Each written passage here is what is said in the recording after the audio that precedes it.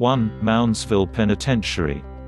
During its more than 100 years in operation, the Moundsville Penitentiary in West Virginia was one of America's most violent correctional facilities and the final stop for almost 1,000 criminals. The prisoners lived in cramped quarters, which led to riots. Many men were hanged or killed in the electric chair, while others were murdered by other prisoners. The prison closed in 1995, but according to some, the tortured spirits are still behind bars and in the bowels of the prison and may be seen or heard on a tour. 2. Trans-Allegheny Lunatic Asylum. Once known as the Western State Hospital, this asylum was home to thousands of people with mental illness, starting in 1864. Hundreds of people died here before the facility closed in 1994. The spirits that are said to haunt the site today date back to the Civil War era, when the asylum's grounds served as a military post. Paranormal tours of the facility feature 2-hour visits to the asylum's 4 main hot spots. The more intense ghost hunt is an 8-hour, overnight paranormal adventure with experienced ghost hunting guides. 3. Villisca Axe Murder House. On June 10, 1912, the old white frame house at 508 East 2nd Street became a grisly crime scene. The heinous murder of Josiah B. Moore, his wife, their 4 children and 2 young girls who were overnight guests rocked the small town of Villisca, IA, and the murderer was never identified.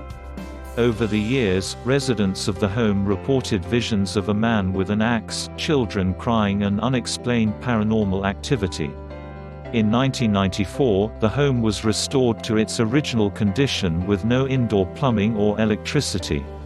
These touches add to the chilling ambience during a lamplight tour from April through November or an overnight experience available by reservation for groups. Jerome, AZ, is a former copper mining town with a paranormal reputation that dates back to the Wild West. The town is now home to just 400 residents, down from 15,000 in its heyday, but legend has it there are plenty more ghostly residents from the days of mining accidents and gunfights. One well-known spirit is the working girl Sammy Dean, a prostitute who was strangled by a customer in the Old Crib district. Her beautiful spirit roams the alleys looking for her killer, who was never found. 4. Cuban Club. Cuban Club, also known as Circulo Cubano de Tampa, can be found in Tampa's Ybor City neighborhood. In 1917, this spot was a popular hangout for Cuban immigrants who enjoyed the ballroom, outdoor band shell and cantina with a stage and dance floor. Today, the compound, which is protected by the National Historic Register, hosts concerts and special events and is the setting for many ghost stories about spirits playing the piano and riding the elevators. 5. Fort Mifflin. Built in 1771, Fort Mifflin is the country's only Revolutionary War battlefield that is still intact. There are 14 restored buildings on the grounds on the Delaware River and reportedly plenty of spirits from the past. Among the ghosts said to haunt the fort is a screaming woman whose cries are so loud that the Philadelphia police have been called to investigate, only to find no one there. Other characters in the local ghost stories include a faceless man wandering around the fort, a tour guide dressed in Revolutionary garb and numerous children and dogs. 6. Moon River Brewery. The Moon River Brewery brought its beloved beers to Savannah in 1999, but the building is one of the oldest in town, dating back to 1821. In its original incarnation, it was the City Hotel, a high-end hotel with a history of violence during the Civil War. Men were killed in the hotel during heated skirmishes, including a Yankee who was beaten to death by locals in 1860.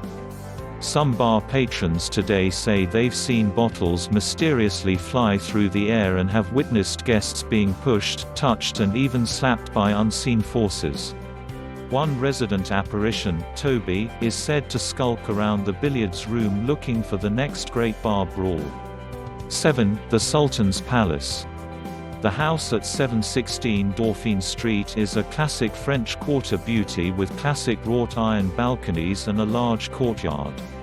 But in the 1800s, this residence was a house of horrors for the Sultan, a wealthy man with a depraved lifestyle, multiple wives and children, and a harem of women and young boys held against their will. Neighbors complained about the mysterious habits of this man who had a predilection for partying, opium and torture.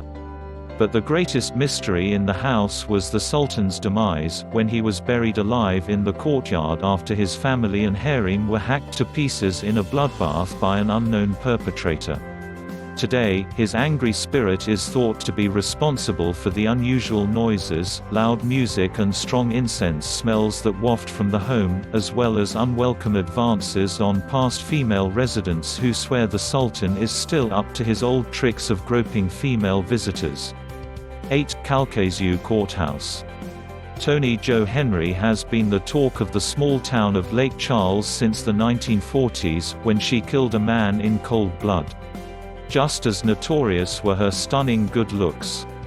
The former prostitute charmed a gentleman in a pickup truck to give her a ride while she was walking the highway with a friend en route to spring her true love from a Texas prison. It took 3 trials for a jury to convict the wily Toni Jo, who had charmed the courtroom and jail staff and divided the town over her presumed guilt. In 1942, this murderous beauty known as Tiger Girl was the first woman in the state to die in the electric chair. Her spirit lingers in the courthouse today, and workers there swear they feel her presence, hear her screams and even smell her burning hair. Many believe that she tinkers with office equipment, locks doors and meddles with everyday office life at the courthouse.